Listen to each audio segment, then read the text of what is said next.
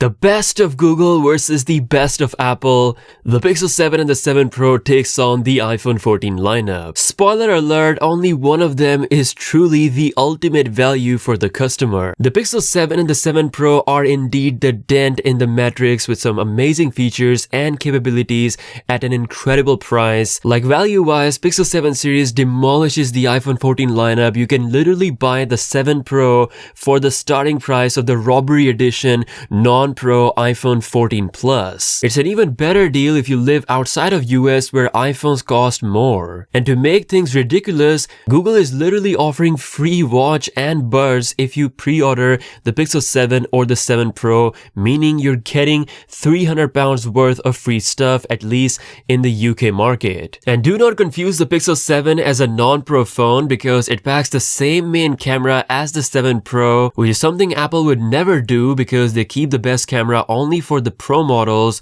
You also get 90Hz refresh rate versus 60Hz on the 14 and the 14 Plus, a much cleaner design, new Pro features like cinematic blur, 4K 60 on all lenses, new front camera. I mean, Pixel 7 is every bit Pro of a phone as it can be, especially at this price, making the iPhone 14 and 14 Plus just look ridiculously bad. But what about the Pros? Well, this is where Apple brings their absolute best, and some things are really amazing on the iPhone 14 Pro series, but we're going to see if it's actually worth spending the extra $300 compared to the Pixel 7 Pro. Design-wise, the iPhone 14 Pro series have matte finish, something that I personally prefer because it looks a lot cleaner than a glossy finish that we have on the Pixel 7 Pro. It's definitely going to be less pronounced on other colors, but I wish it had a matte finish. In terms of the in-hand feel, the Pixel is slightly more comfortable to hold because of its rounded polished sides. Looking at the front display, we can clearly see which design is more cleaner. The Pixel 7 Pro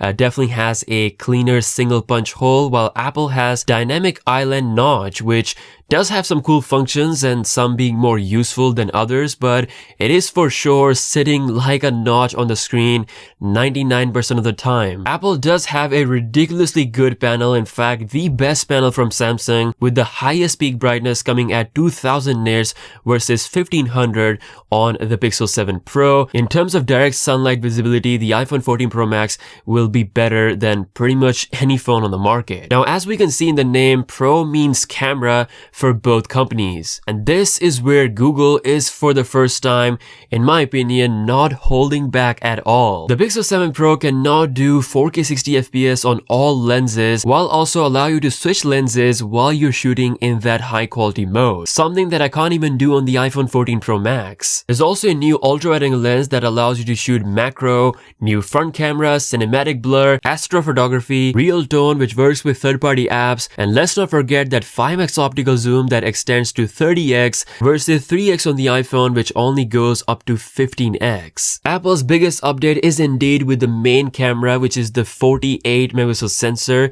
It is a really capable sensor, and unlike Google, you can take full advantage of the sensor at 48 megapixel in RAW mode, which produces some incredible results. The HDR at times can be a miss, which has been more consistent on Samsung and Google, but the video performance is where Apple is just on the #1 level for quite some time, and it's gotten even better with the 14 Pro series, especially in low light. As much as I love the iPhone's video performance, the $300 gap is quite a bit, considering now that we have a complete package coming with the 7 Pro. And let's not forget those cool features like face unblur, which is just straight up witchcraft, and of course the magic eraser. If you're fine with the decently good video performance, not the absolute best, then it's very little that the iPhone 14 Pro series can hold camera-wise against the Pixel 7 Pro. Again, we'll be testing everything out in detail, so stay tuned. Now, where Apple claps back hard is in the battery performance, and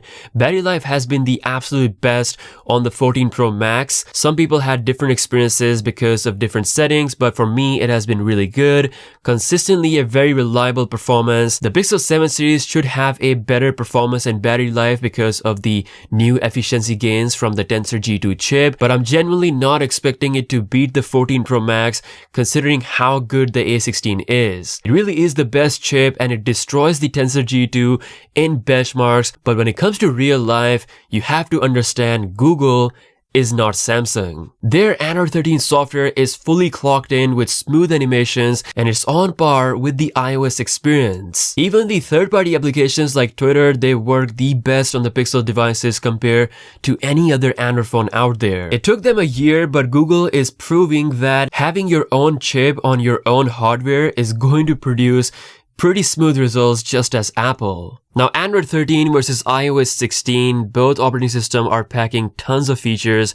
We finally have lock-screen customization on iOS 16, while Pixel 7 Pro offers a better always-on mode, a bit more freedom of customization on Android, which is well appreciated. It mainly comes down to the experience and the performance because features are so good on both, and this is where Google is the first company on the Android side, in my opinion, right now, that is almost leveling up with Apple. With everything considered, I think it's looking hard for both Apple and Samsung to compete with the Pixel 7 series, mainly because of price and of course with Google finally adding the extra features this time which they weren't doing with the last year's model. The 5x optical zoom that extends up to 30 times, a proper ultra-wide angle lens, Macor Mode, 4K 60 on all lenses, cinematic blur, face unblur. It really is a fantastic deal, especially the standard Pixel 7 which retains the same lens as the Pro model and could be an incredible phone if you're looking for that ultimate value. But let me know what you think about the Pixel 7 series against the iPhone 14 lineup. Do you think Google has hit a home run? Drop your thoughts in the comments below.